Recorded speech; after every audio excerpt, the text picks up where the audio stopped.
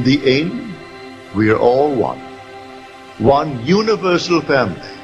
Without loss of identity, we awaken from it all, and we are God the Father. So where do you live? Well, where you live psychologically, may I tell you, is entirely up to you. I repeat, you live in that state of consciousness to which you most often return. You could tonight determine to be, and you name it, you want to be wealthy, all right, it means nothing. It's a shadow anyway. But if that's what you want to be secure, what would the feeling be like if you were? You assume that you are, and that assumption may be denied at the moment of the assumption, denied by your senses, denied by reason. But if you dare to persist in that assumption, it will harden into fact, and the world will bear witness of that persistent assumption on your part. So that's where you live psychologically. Tonight you go home, and you may go to a place where 12 people live, and no 2 of the 12 live in the same psychological place. They could sleep in the same bed, and physically they're under the same roof, but psychologically they are in different dwelling places. So you can determine where you want to dwell psychologically. You want to be secure? What's wrong with that? Not a thing wrong with it. You want to be known in this world? Nothing wrong with that.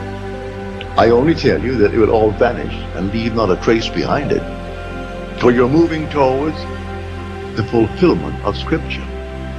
Has nothing to do with secular history. But while you're in the world of Caesar, pick out what you want in this world and dwell in it psychologically. So what would the feeling be like were I the man that I would like to be? Am I that vain that I want to be known? Well, all right, don't ask anyone. Do I really want to be known in this world? Well then, assume that I am. Do I want to be secure, as the world calls security? Well then, assume that I am. And then tonight, though I sleep in a house of 50 or more, I differ. As far as they're concerned, they have different selections as to where they are sleeping psychologically. I pick out the place where I want to sleep, and I sleep in it, and night after night I return to that state and sleep in it, and then the whole vast world reshuffles itself, and then that state where I dwell psychologically externalizes itself in my world, and here I am confronted with the fulfillment of my assumption, though at the moment that I assumed it, it had no foundation in fact. So, where do I live psychologically? I alone can answer that.